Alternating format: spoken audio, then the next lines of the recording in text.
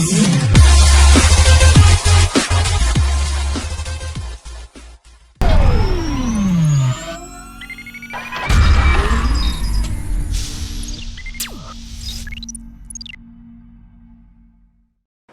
friends, so இன்னைக்கு நம்ம வீடியோல என்ன பார்க்க போறோம் அப்படினு பாத்தீங்க அப்படினா சோ ஒரு மொபைல்ல சார்ஜிங் கம்ப்ளைண்ட் வந்துச்சுனா அதை எப்படி வந்து சரி பண்றது. சோ சார்ஜிங் கம்ப்ளைண்ட் அப்படின்றது வந்து நிறைய கம்ப்ளைண்ட்ஸ் இருக்கு. சோ அதுல ஒன் டைப் ஆஃப் கம்ப்ளைண்ட் தான் நம்ம வந்து இப்போ வந்து பார்க்க போறோம். சோ அப்போ ஒரு மொபைல்ல நான் வந்து சார்ஜ் போடுறேன். எனக்கு வந்து சார்ஜர் நல்லா தான் இருக்கு. பட் ஆனா என் மொபைல் வந்து சார்ஜ் வந்து ஆக மாட்டேங்குது அப்படின்ற ஒரு கம்ப்ளைண்ட்லாம் வரும் இல்லையா. சோ அதை வந்து எப்படி சரி பண்றது அப்படின்றத நம்ம வந்து பார்க்க போறோம். சோ வாங்க நம்ம வந்து வீடியோக்குள்ள போலாம். இப்போ என் கையில பாத்தீங்க அப்படினா ஒரு மொபைல் PCB போர்டு என்கிட்ட இருக்குது. ஸோ இது வந்து ஒரு சார்ஜிங் கம்ப்ளைண்ட்டான ஒரு போர்டு தான் சரிங்களா. ஸோ அதை எப்படி சரி பண்ணுறது அப்படின்னு நம்ம வந்து பார்க்கலாம். ஸோ ஃபஸ்ட்டு நம்ம பார்த்தீங்க அப்படின்னா நம்ம வந்து சார்ஜர் கேபிளில் நம்ம வந்து இந்த சார்ஜிங் கனெக்டரில் நம்ம வந்து இன்சர்ட் பண்ணிக்கலாம்.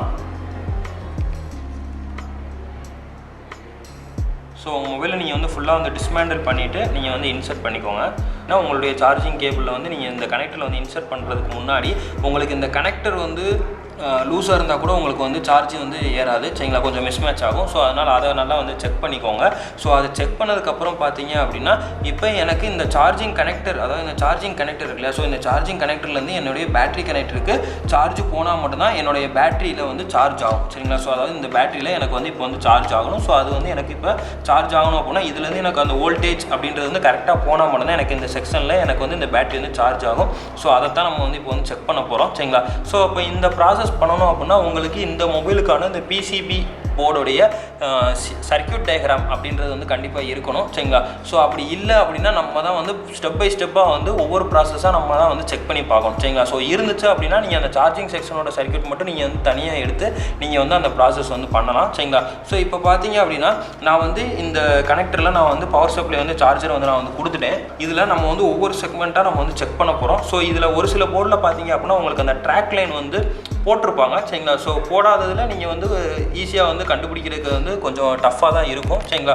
ஸோ போட்டிருந்தாங்க அப்படின்னா உங்களுக்கு வந்து ஈஸியாக இருக்கும். ஸோ இப்போ பார்த்தீங்க அப்படின்னா நான் வந்து ஃபஸ்ட்டு இந்த கனெக்டர்லேருந்து அதோட பின் அவுட்டில் எனக்கு வந்து வோல்டேஜ் வருதா அப்படின்னு சொல்லிட்டு நான் வந்து மல்டிமீட்டர் வச்சு நான் வந்து செக் பண்ண போகிறேன். ஸோ அந்த மல்டிமீட்டரை வச்சு நீங்கள் செக் பண்ணுறதுக்கு உங்கள் மல்டிமீட்டரில் நீங்கள் வந்து 20 வோல்டேஜ் டிசியில் நீங்கள் வந்து செட் பண்ணிக்கோங்க.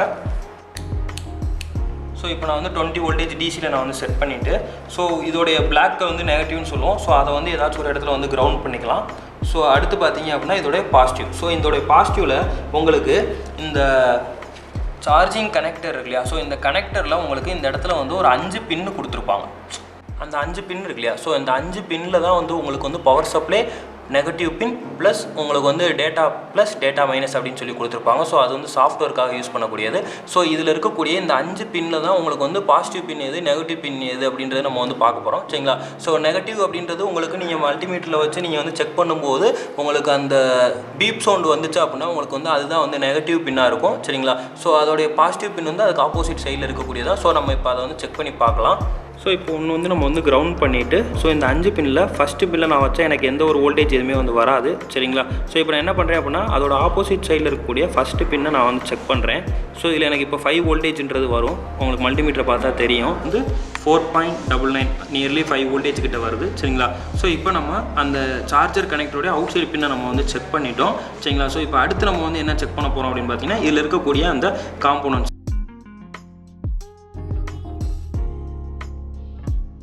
ஸோ இப்போ உங்களுக்கு 4.5 கிட்ட வருது.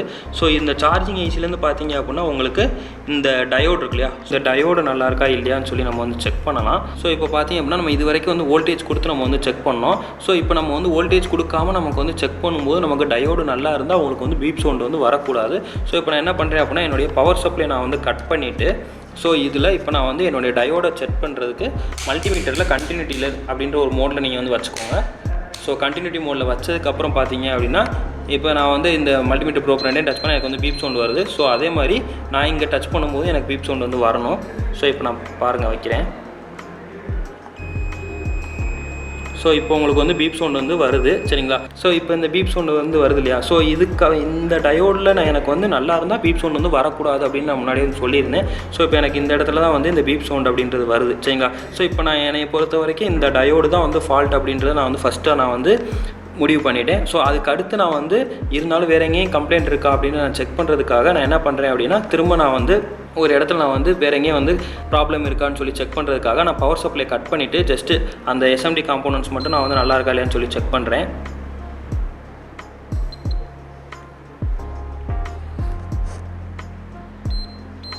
ஸோ உங்களுக்கு இதில் எல்லாமே வந்து நல்லா தான் இருக்குது. ஸோ இந்த டயோடை செக் பண்ணும்போது மட்டும்தான் உங்களுக்கு வந்து சவுண்ட் வந்து வருது.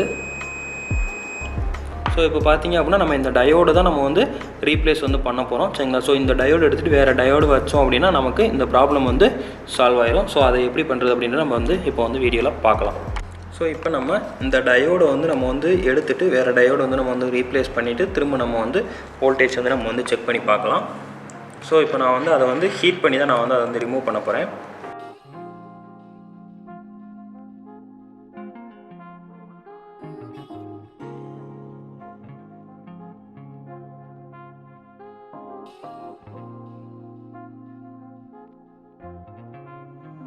ஸோ இதுதான் வந்து அந்த எஸ்எம்டி டயோடு அப்படின்னு சொல்லுவாங்க. ஸோ இந்த டயோடை தான் நம்ம வந்து வேறு டயோடு போட்டு நம்ம வந்து ரீப்ளேஸ் பண்ணி அதில் வந்து திரும்ப வந்து நம்ம வந்து வோல்டேஜ் வந்து செக் பண்ணி பார்க்கலாம்.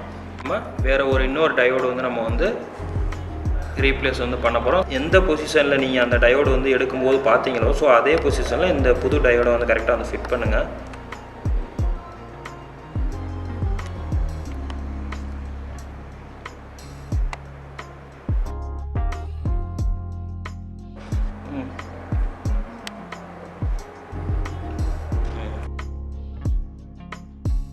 டயோடு வந்து நம்ம வந்து இதில் வந்து ஃபிக்ஸ் பண்ணியாச்சு.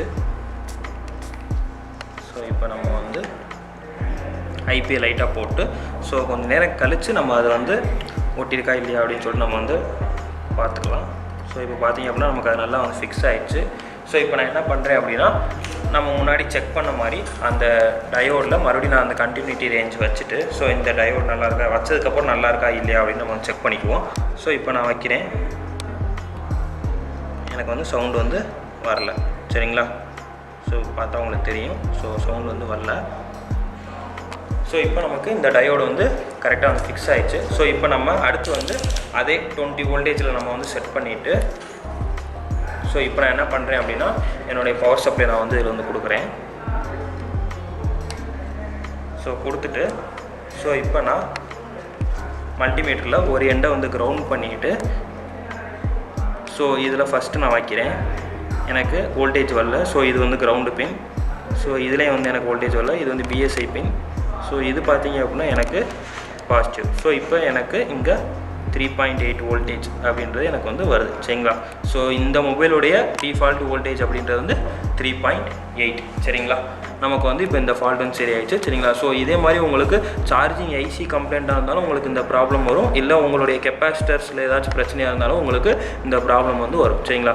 ஸோ இது வந்து உங்களுக்கு மோஸ்ட்லி வந்து சிமேட்டிக் டயக்ராம் யூஸ் பண்ணி நீங்கள் வந்து பண்ணுங்கள். ஸோ சிமேட்டிக் டயக்ராம் யூஸ் பண்ணிங்கன்னா உங்களுக்கு வந்து அந்த செக்மெண்ட்டை மட்டும் செக் பண்ணுறதுக்கு ஈஸியாக இருக்கும்.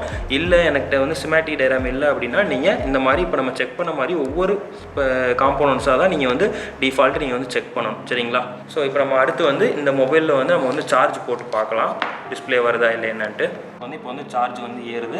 ஸோ நான் வந்து இப்போ வந்து பேட்ரி வந்து நான் வந்து மாட்டியிருக்கேன். சரிங்களா? ஸோ இப்போ நான் ஜஸ்ட்டு செக்கிங்காக தான் நான் வந்து இப்போ பண்ணியிருக்கேன். சரிங்களா? ஸோ இப்போ உங்களுக்கு சார்ஜிங் வந்து ஆகுது. சரிங்களா? ஸோ இப்போ நம்ம அந்த டயோடு வந்து ரீப்ளேஸ் பண்ணதுனால உங்களுக்கு வந்து இந்த கம்ப்ளைண்ட் வந்து சரியாயிடுச்சு. ஸோ இந்த மாதிரி சார்ஜிங் கம்ப்ளைண்ட்ஸ் அப்படின்னு சொல்லும்போது இந்த மாதிரி நிறையா கம்ப்ளைண்ட்ஸ் இருக்குது. ஸோ அது உங்கள் கம்ப்ளைண்ட்டுக்கு ஏற்ற மாதிரி நீங்கள் வந்து செக் பண்ணி ஒவ்வொரு காம்போனன்ட்ஸாக எஸ்எம்டி காம்போனன்ட்ஸ் ஒன்றுனா நீங்கள் வந்து செக் பண்ணி பாருங்கள். Okay, thank you friends.